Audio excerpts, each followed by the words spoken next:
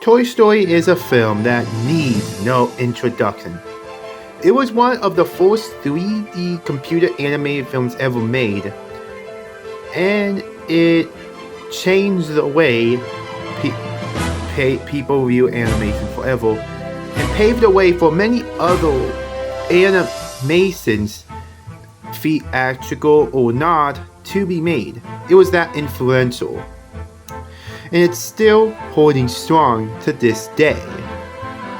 But what if I told you that the first Toy Story film underwent severe development hell, and no one likes to talk about it because it was so bad making the film? You might say I'm crazy. Well, this story will tell you otherwise. So, sit back, relax, and grab your favorite toy, because today we'll be telling the story of the Black Friday incident.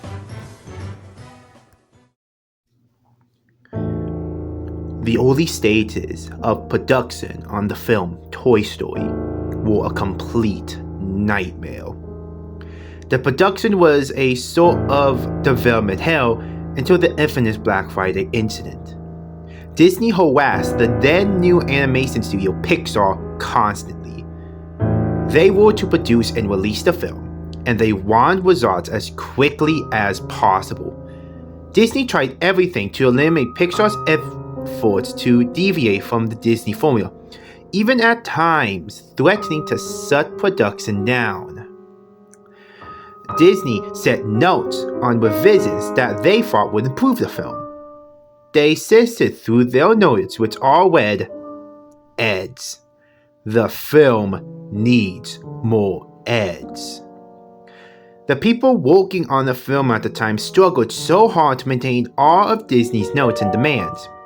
Once a week, they were required to fly across the country to the Disney offices to present them with progress.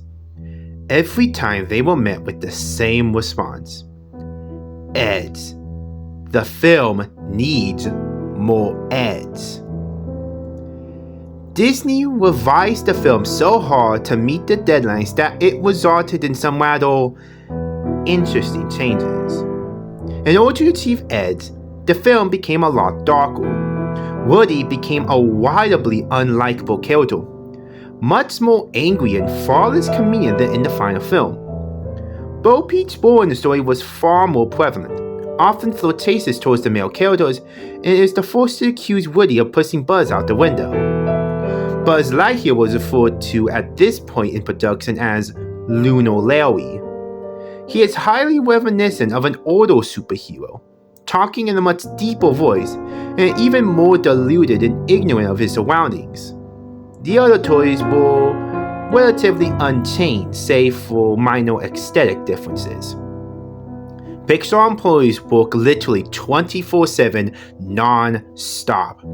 Director John Lasseter joked on more than one occasion that he had the best parking space at the office because his car hasn't moved for over 3 days.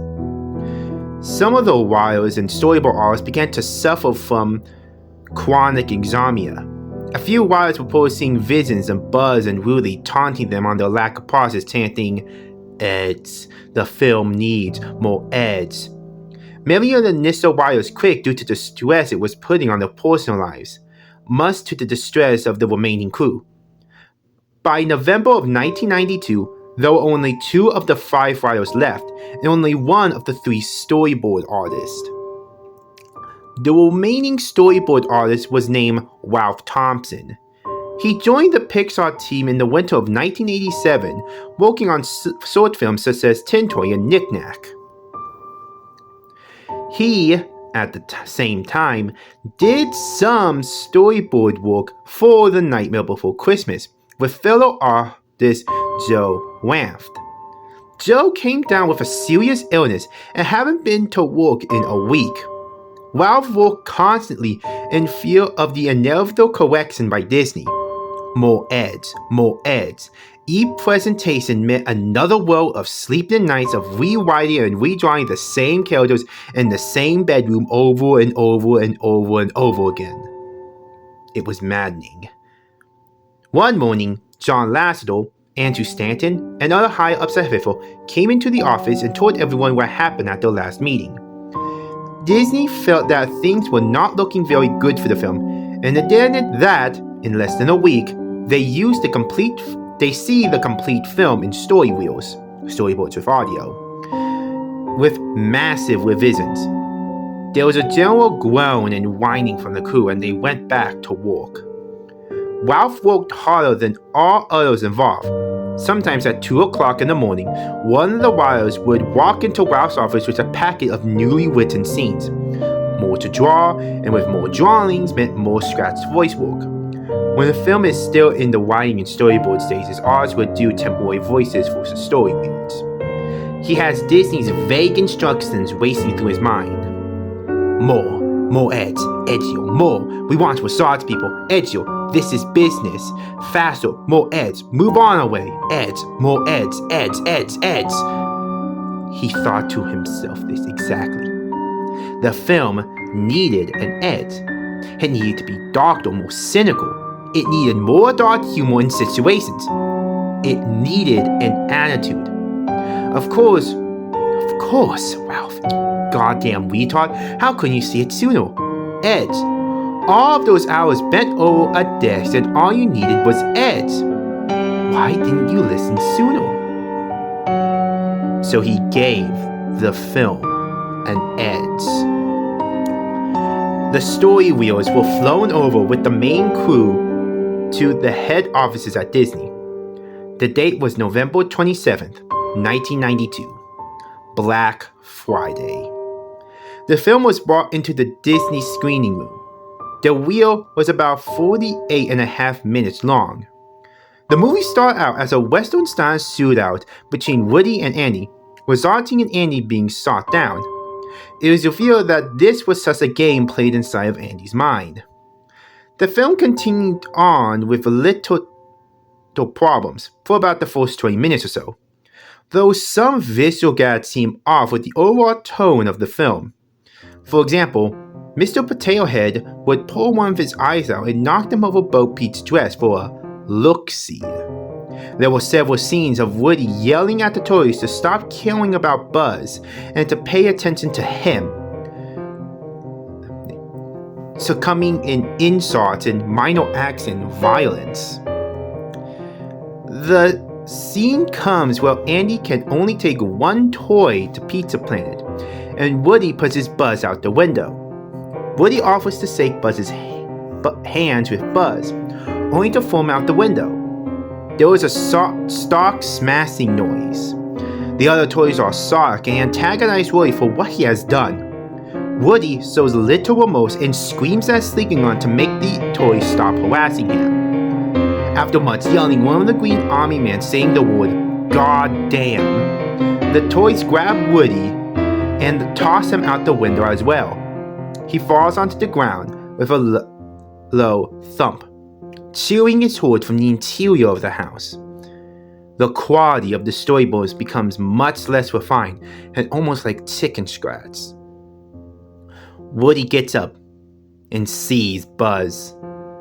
Buzz's body saddled on impact. His arms and legs were broken off and located only a few inches away. There was a large crack down the middle of his chest, revealing a mass of buttons and wires inside. He gave a sort of electric twitch motion in his head. His eyes looked as if they were about to pop out of their plastic sockets. The twitching stops after a few minutes, and Woody looks in fear at what he has done to Buzz and runs off. There was a jump cut to the scene where the two get stuck in a claw machine. The storyboard art is back to its normal level of quality. The machine is filmed with sunglasses wearing pizzas as opposed to the aliens in the finished movie. Buzz is completely unharmed and intact. The scene is almost verbatim to the final film. Sid, the antagonist in control of the claw, is wearing a yellow t-shirt and is smoking 3 cigarettes at once. The claw grabs Woody and Buzz, putting them in the clutches of Sid. There is another jump cut, once again returning to the chicken scratch style of artwork.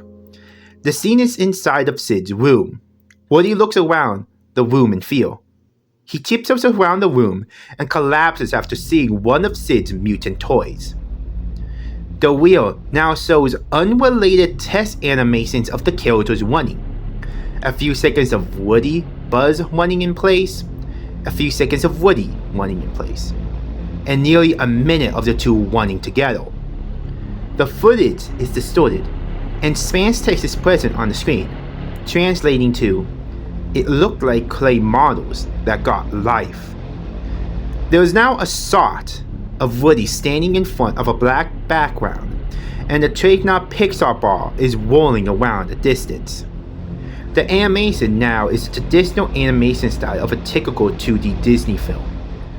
Woody is completely naked, with anatomically correct features, and stares directly into the camera. His flesh begins to wear away with the exception of his eyes, which remain intact. Woody begins to mow in a low voice. What remains of his lips curls into a smile, bits of flesh peeling off as this happens. He lifts up his decomposing arm manually and waves to the camera. His fingers dig into his eyes, and dark blood oozes out of those sockets. Woody begins to scream and growl. "Don't you want it? Don't you want it? Don't you love it?" He digs so deep as to rip the entire top half of his head off. Woody gives a sigh of relief and begins eating the flesh off the scar before tossing it aside. He writes the word "edge" on the screen with his rotting fingertips. The remaining 15 minutes of the reels were pencil scribbles combined by the still screams of a young woman. The word "edge" is born into the projector screen. The screening ended in complete silence. Chairman of Disney at the time, Jeffrey Katzenberg, walked out of the screening quietly telling his colleagues, "Notes. They were following all the notes we were giving them." Upon returning to the Pixar offices, while Pete Docter found the body of Ralph Thompson in an enormous pile of paper in his office. Further analysis found that the cause of death was a heart attack brought on by a lack of sleep and stress. The papers were all storyboards and animation stills of the final coherent scene of Woody. The word "edge" scrawled on the back of each and every one. After the Black Friday screening, Disney was far less involved in the film. Pixar was given the freedom to make the film their way. The film went on to make a huge success both critically and financially. The Black Friday incident still remains very much a mystery. Further information. There is a bonus feature on the Toy Story Blu-ray about the incident, curiously not mentioning the more notable scenes. It can also be found on YouTube for everyone who's curious to see the whitewashed story. Disney produced the short documentary to avoid discussing about the incident. If you contact them about it, you'll be redirected to the Blu-ray's Amazon page.